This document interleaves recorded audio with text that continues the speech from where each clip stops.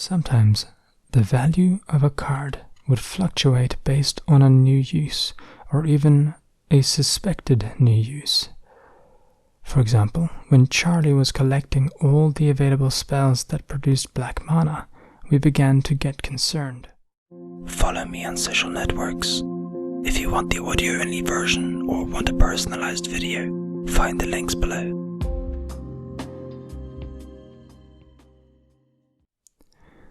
Hello, welcome back to part 2 of the creation of Magic the Gathering, written by Richard Garfield.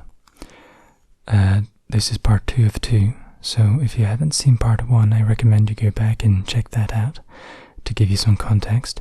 The link to that will be in the description. For the rest of you, I hope you enjoy. I'll be picking up right where we left off, just going straight on. So, I hope you enjoy. Words, words, words. It was not just determining the right card mix that players and designers found challenging. This becomes increasingly clear to me as I participate in the never-ending process of editing the rules and the cards. As my earliest playtesters have pointed out in their more malicious moods, the original concept for Magic was the simplest game in the world because you had all the rules on the cards. That notion is long gone. To those who didn't have to endure it, our struggle for precision was actually rather amusing. My own rules discussions about card wordings were mostly with Jim Lynn, who is the closest thing you will ever encounter to a combination rules lawyer and fire hose.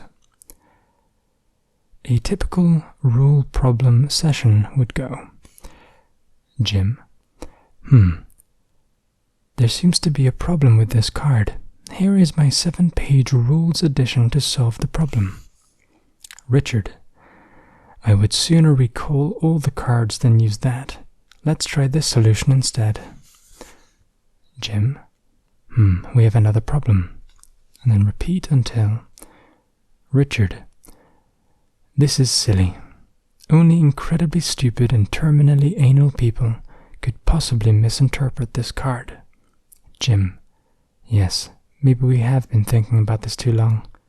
If you're playing with that kind of person, you should find some new friends. A specific example of something we actually worried about is whether Consecrate Land would really protect your land from stone rain. After all, the first says it prevents land from being destroyed, and the second says it destroys the land. Isn't that a contradiction? It still hurts my head getting into a frame of mind where that is confusing. It is perhaps a little like wondering why anyone would give you anything for money, which is, after all, just paper. But, then again, I could never tell what was going to confuse people. One of the playtesters, Mikhail Chikenkeli, approached me and said, I like my deck. I have the most powerful card in the game. When I play it, I win on the next turn. I tried to figure out what this could be. I couldn't think of anything that would win the game with any assurance the turn after casting. I asked him about it, and he showed me a card that would make his opponent skip a turn. I was confused until I read exactly what was written. Opponent loses next turn. It was my first real lesson in how difficult it was going to be to word the cards so that no two people would interpret the same card in a different way.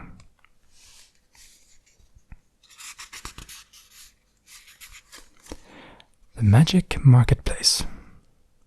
Another thing I realized in the second year of playtesting really surprised me. Magic turned out to be one of the best economic simulations I had ever seen. We had a free market economy and all of the ingredients for interesting dynamics. people valued different cards in different ways, sometimes because they simply weren't evaluating accurately, but much more often because the cards really have different value to different players. For example, the value of a powerful green spell was lower for a person who specializes in black and red magic than for one who was building a deck that was primarily green. This gives a lot of opportunity for arbitrage. I would frequently find cards that one group of players weren't using, but another were treating like chunks of gold. If I was fast enough, I could altruistically benefit both parties and only have to suffer a little profit in the process. Profit, not profit. Sometimes the value of a card would fluctuate based on a new use or even a suspected new use. For example, when Charlie was collecting all the available spells that produced black mana, we began to get concerned. Those cards were demanding higher and higher prices, and people began to fear that he could need all that black mana for. And prior to Dave's land destruction deck, land destruction spells like Stone Rain and Ice Storms were not high-demand spells. This, of course, allowed him to assemble the deck cheaply, and after winning the first Magic tournament, sell off the pieces for a mint. Trade embargoes appeared.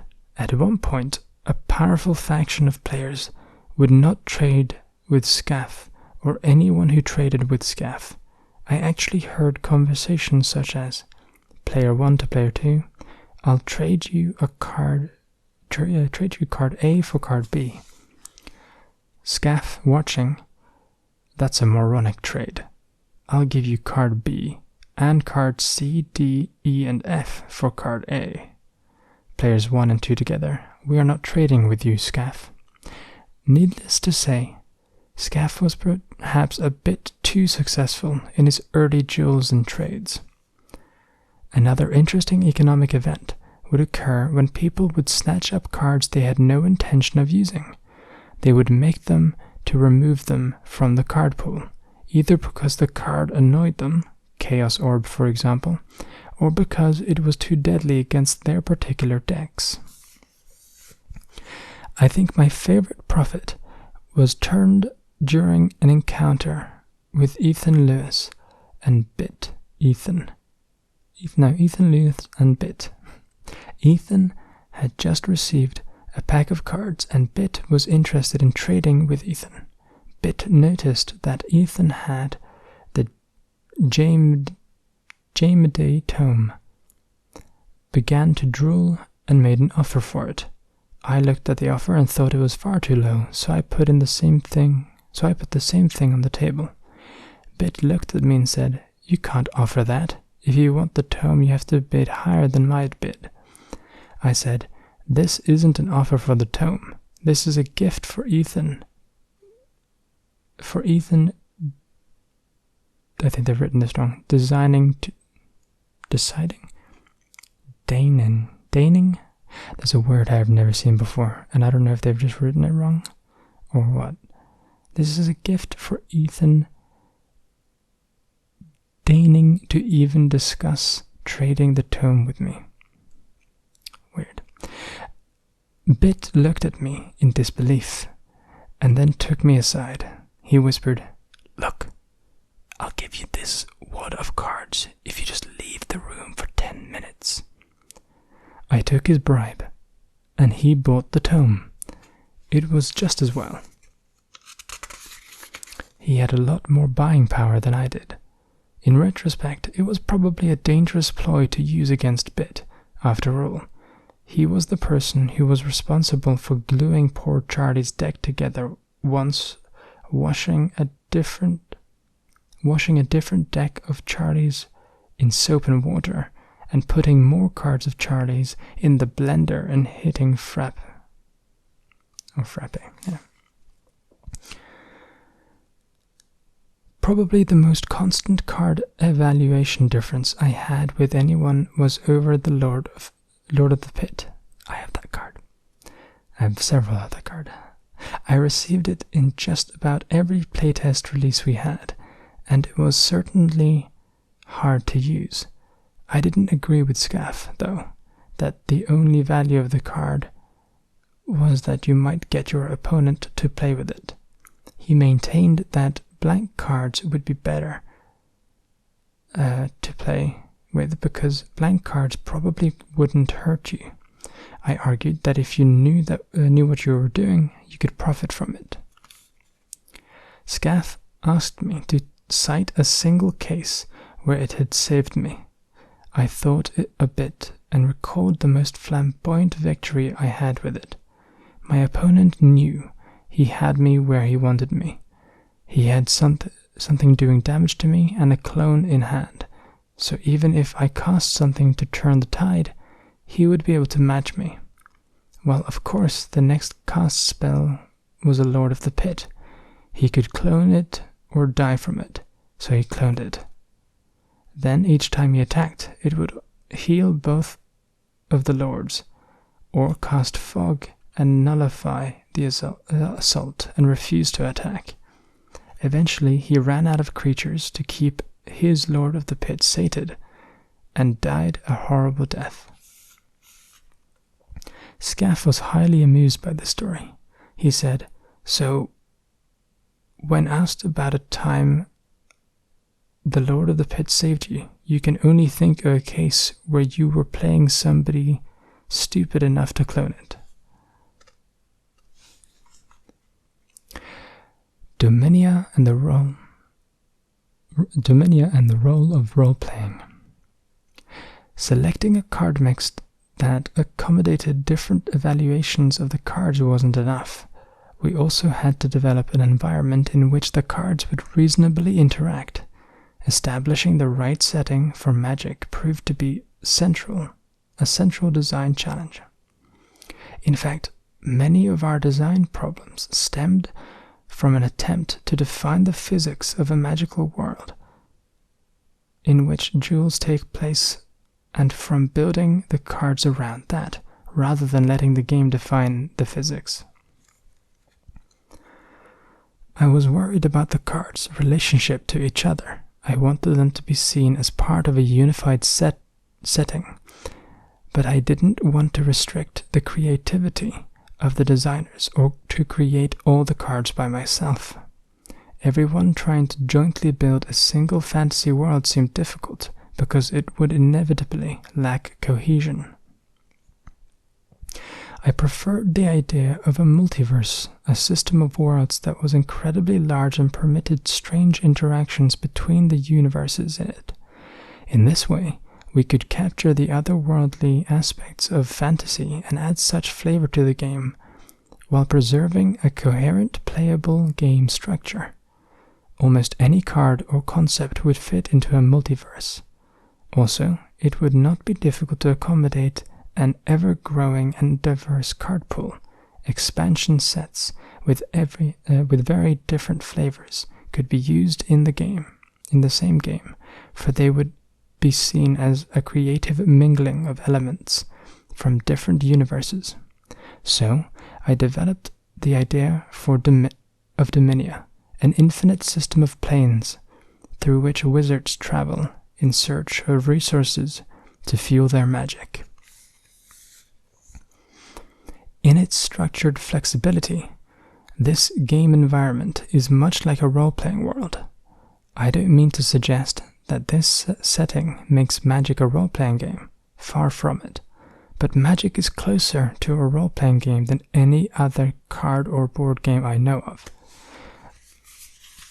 I have always been singularly unimpressed by games that presume to call themselves a cross between the two, because role-playing has too many characteristics that can't be captured in different format.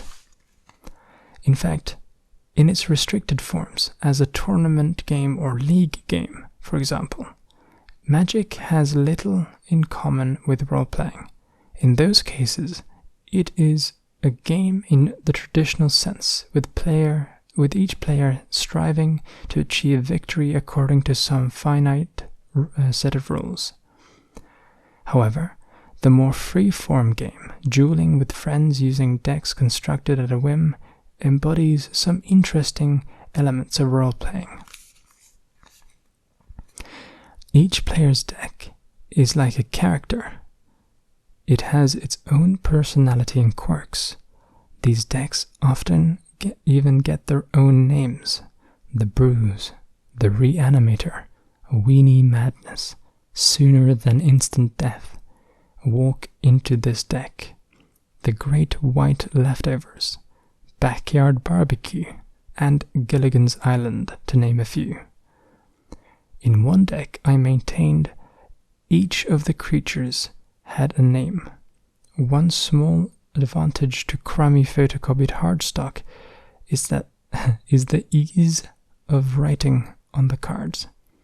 The deck was called Snow White and the Seven Dwarfs, containing a worm and a Snow White and 7 mammoths: Doc, Grumpy, Sneezy, Dopey, Happy, Bashful, and Sleepy. After a while, I got a few additional mammoths, which I named Cheesy and Hungry. There was even a Prince Charming, my veteran bodyguard. As in role-playing, the object of the game in the unstructured mode of play is determined largely by the players. The object of the duel is usually to win, but the means that end can vary tremendously. But the means to that end can vary tremendously. Most players find that the duel itself quickly becomes a fairly minor part of the game compared to trading and assembling decks. Another characteristic of Magic, which is reminiscent of role-playing, is the way players are exploring the world, rather than knowing all the details to start. I view Magic as a vast game played among all the people who buy decks, rather than just a series of little duels. It is a game for tens of thousands, in which the designer acts as a game master. The game master decides what the environment will be, and the players explore that environment. This is why there are no marketed lists of cards where the cards are first sold. Discovering the cards and what they do is an integral part of the game. And, like a role-playing game, the players contribute as much to an exciting adventure as the game master. To all the supporters of Magic, and especially to my playtesters, I am extraordinarily grateful. Without them, if this product existed at all, it would certainly be inferior. Every one of them left a mark, if not on the game itself, then in the game's lore. Any players today that have even a tenth of the fun that I had playing the test versions with them will be amply pleased with Magic. And that is the creation of Magic the Gathering. This one wasn't as long as the other, but that's fine. I hope you enjoyed it, and if you did, you can go ahead and leave a like, and if you didn't, a dislike is also appreciated. I have other videos on my channel, so you can check those out as well. I will see you in the next video. Bye-bye. Barry Bitt-Reich and I started a game in the University of Pennsylvania Astronomy Lounge, a windowless, air-conditioned room.